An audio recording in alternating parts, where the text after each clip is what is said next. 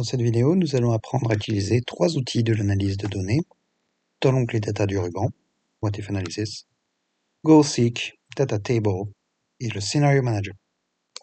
Ce sont trois outils qui nous permettent de voir ce qui se passerait si certaines cellules avaient certaines valeurs. Le premier que nous allons utiliser va être le GoalSeek. GoalSeek nous permet de résoudre une équation d'une certaine façon. Je vais donc l'utiliser pour mettre le nombre d'étudiants qui valident à la valeur 10 en changeant la cellule, le coefficient bonus. Nos étudiants ont des moyennes et je peux augmenter leur note soit en appliquant un coefficient, soit en leur donnant des points bonus. Je vais essayer de leur appliquer des points bonus jusqu'à ce qu'il y ait 10 étudiants qui aient une note supérieure à 60. Excel est en train de travailler avec ça. Il a trouvé une solution. En multipliant les notes de tout le monde par 1,56, on a 10 étudiants qui valident. Ça me donne une solution. Maintenant, si je veux voir plusieurs possibilités, je peux utiliser les tables de données. L'interface pour le GoalSeek est relativement claire et lisible, puisque vous pouvez voir ici set cell, to value, by changing cell, c'est assez clair ce qu'Excel vous demande. L'interface pour les data tables est beaucoup moins claire, puisqu'on veut juste row input cell, column input cell. Donc je vais essayer de vous montrer comment vous en sortir. On peut construire une data table avec seulement des lignes ou seulement des colonnes, une dimension ou deux dimensions. Notre data table, on va vouloir regarder, mettons, la moyenne de classe. Et on va obtenir la moyenne de classe en changeant les valeurs contenues dans O1. Donc, les différentes valeurs dans O1, ça va être, mettons, 1, 1.05, 1.1, 1.15. Et après, on peut demander à Excel de continuer le pattern en faisant glisser. Il va s'en sortir très bien tout seul. Une fois qu'on a ça, notre table de données à une dimension, il nous faut donc absolument, en haut, une formule qui réplique le contenu de la cellule qui nous intéresse.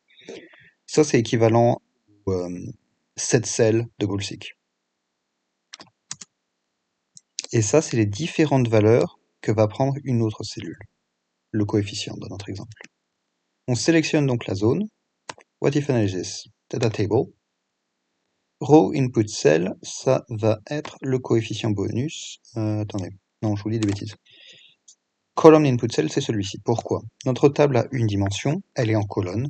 Il n'y a qu'une colonne à remplir, il n'y a pas de lignes différentes. Donc on ne remplit que ce champ et on laisse l'autre vierge.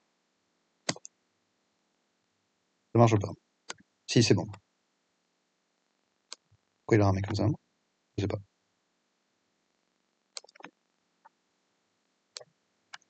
Ça nous montre donc la moyenne de classe en fonction du coefficient.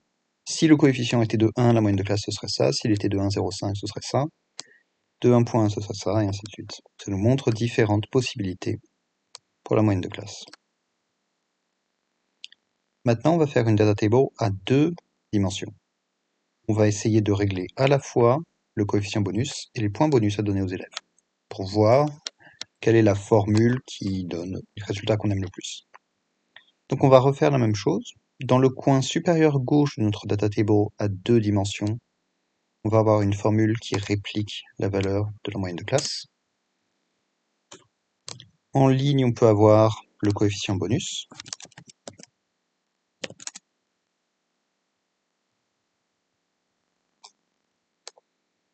Et en colonne, on va avoir la quantité de points bonus qu'on donne aux élèves.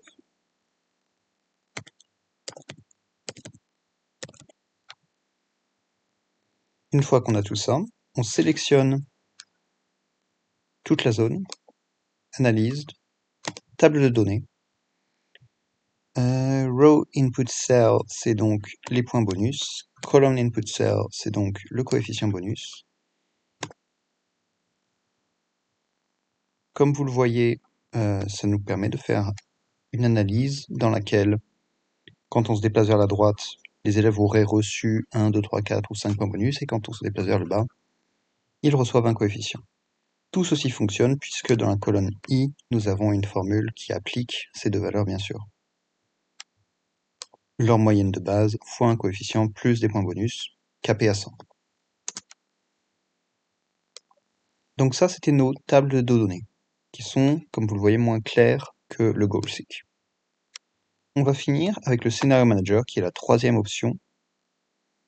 Le Scenario Manager nous permet de créer différents scénarios dans lesquels on va voir ce qui se passe si telle et telle cellule avait telle et telle valeur.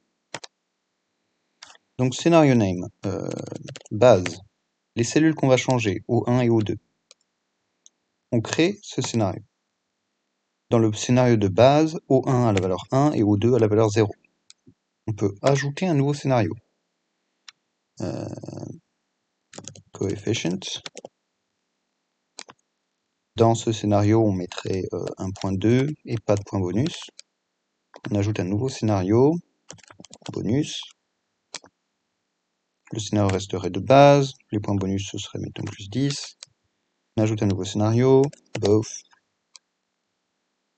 Coefficient 1.2, point bonus 10, ok. Une fois que vous avez créé tous vos scénarios, que toutes les possibilités que vous voulez pouvoir visualiser, vous cliquez sur le bouton Résumer. Ça va nous afficher un résumé. Vous pouvez faire soit un Scenario Summary, soit un Scenario Pivot Table Report. On va préférer Scenario Summary généralement. Les cellules résultats sont automatiquement sélectionnées par Excel. Vous pouvez les resélectionner vous-même pour en prendre plus ou en exclure certaines. Nous, ce qu'on va vouloir voir ici, ça va être le résultat de ces scénarios sur la moyenne de classe et le nombre de notes plus grande que 60. Et une fois qu'on a fait ça, on a donc une jolie table avec les scénarios et leurs résultats.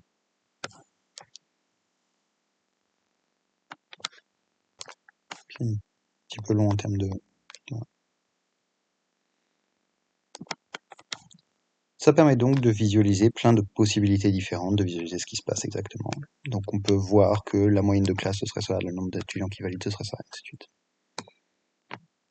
Voilà, c'est donc notre Scenario Manager.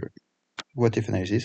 Comme vous le voyez, le Scenario Manager, finalement, c'est pas très difficile à utiliser, contrairement aux Data Tables. C'est juste longué, puisqu'il faut taper tous les scénarios à la main, et ça, c'est pénible. J'espère que vous avez tout compris, et j'espère que ça vous a été utile.